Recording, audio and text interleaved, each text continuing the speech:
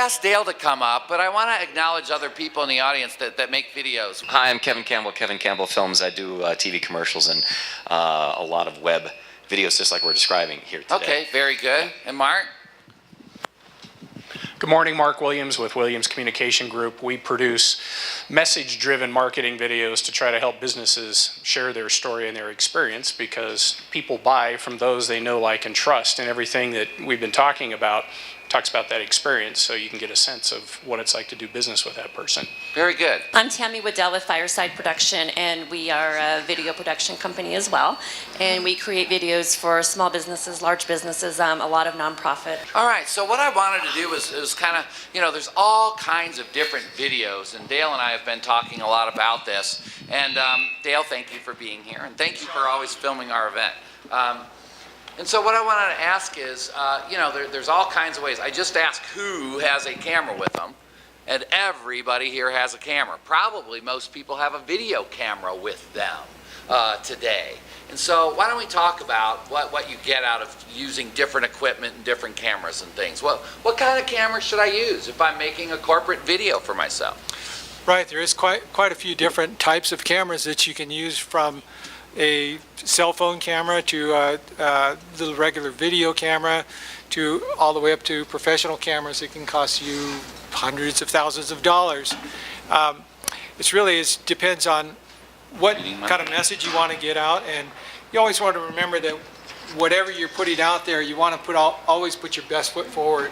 And you might do something that's really, if you're trying to do something that's real high end, then you really want to use high end equipment, things that are professional looking, so that when people do see the video, they're not going, well, this is not very interesting to watch over a long time.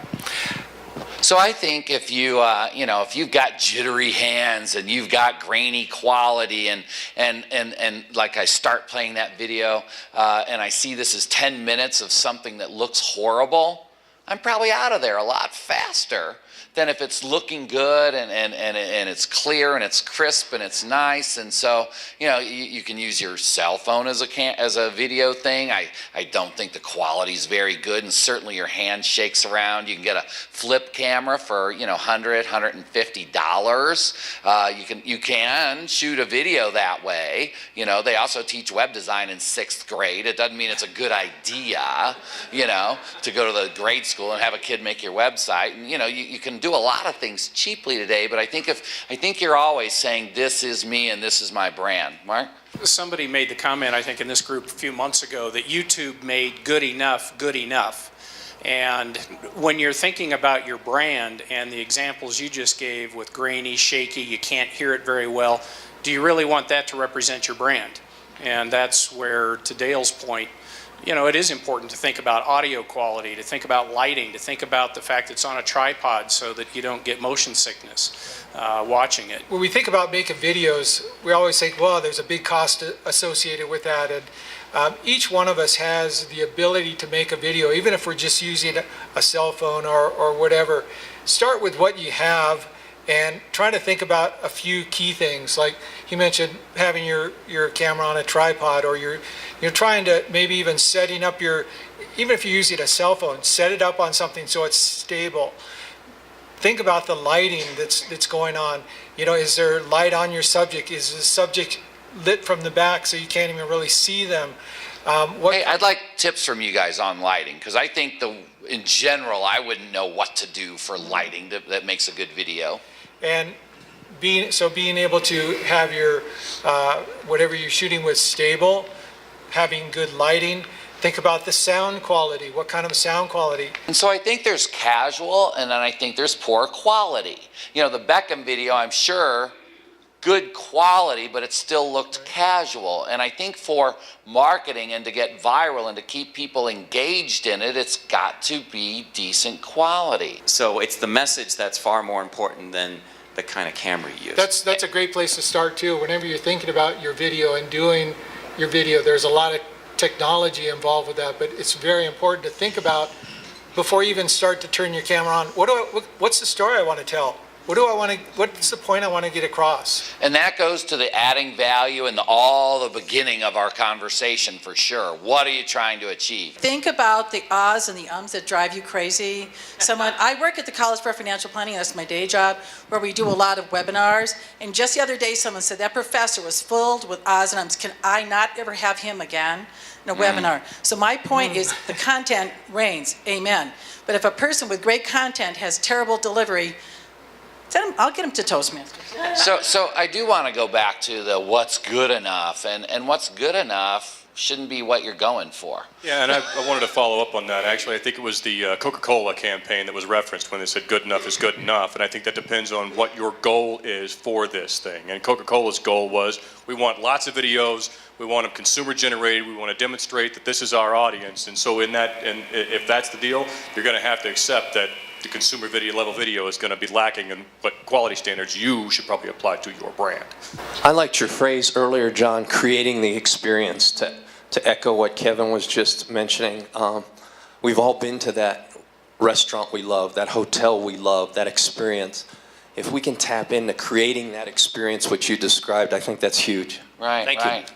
So what about sound? What would you guys say for sound? I don't have a microphone. I don't have a studio at my office. How am I going to make a video by myself? I'm assuming, we're kind of talking about that, and then we're saying, hey, or we can hire somebody that knows exactly how to do things. Those are the options today. Should I always hire somebody, or can I get great sound using some sort of a inexpensive device that I have? Comments? Well, sound is important, but think about some of the other things. If you're recording in your room with the computer on, maybe there's a fan going on, or maybe there's some kids playing in the background, or maybe something else is going on in the background that's going to be distracting in you.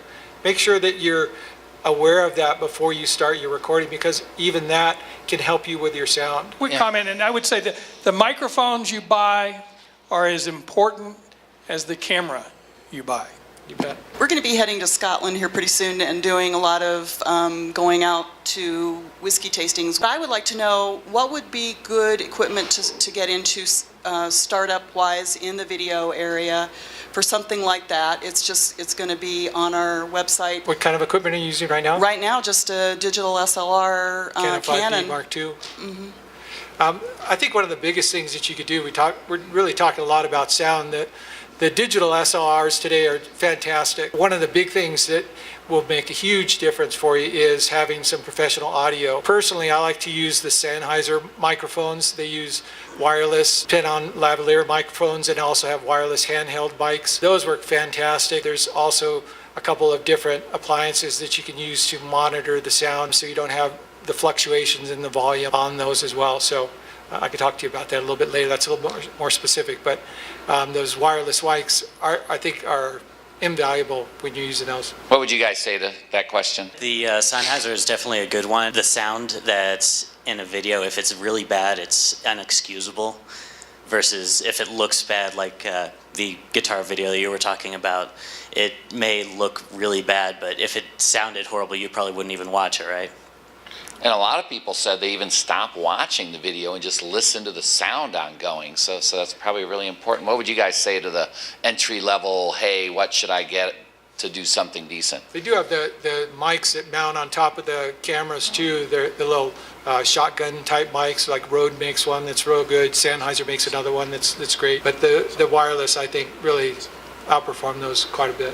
You'd be more happy with them. One of the things that I don't think has come through so far, but has a lot of parallel to the story idea that we've heard from Jerry and others, is that entertainment does not equal sales. And I think you have to be very, very clear in what you're trying to do. If you're trying to get awareness, entertainment's great. If you're trying to get sales, all you have to do is look at the track record of the Super Bowl commercials. They were tremendously entertaining. But if you look at the sales, they either were flat or many of them went down afterward.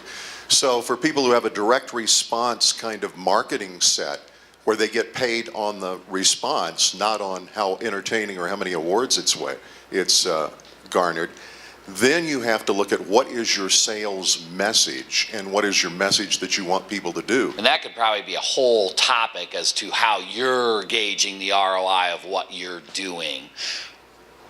It's time to move into our tips group. So today we are going to focus on getting into our tips groups, and you can either use something about video or you can come up with a tip about social media in general. Tip for LinkedIn is if you have your business and you can select your product and one of your services, you can put a demo video of what your company's doing or what your product is. So you can, there's actually a place to put your video in there. The YouTube group came up with a technique that's called swap, synchronizing words and pictures. So if you're producing your own video, it's important that the messaging, again, going back to that you not only tell people what your message is, but think ahead of time what visuals you might have to support the message that you're trying to convey. Businesses can actually build an HTML Facebook page now where it's actually interactive, and the people that come onto our Facebook page can actually stay on there instead of taking outward links.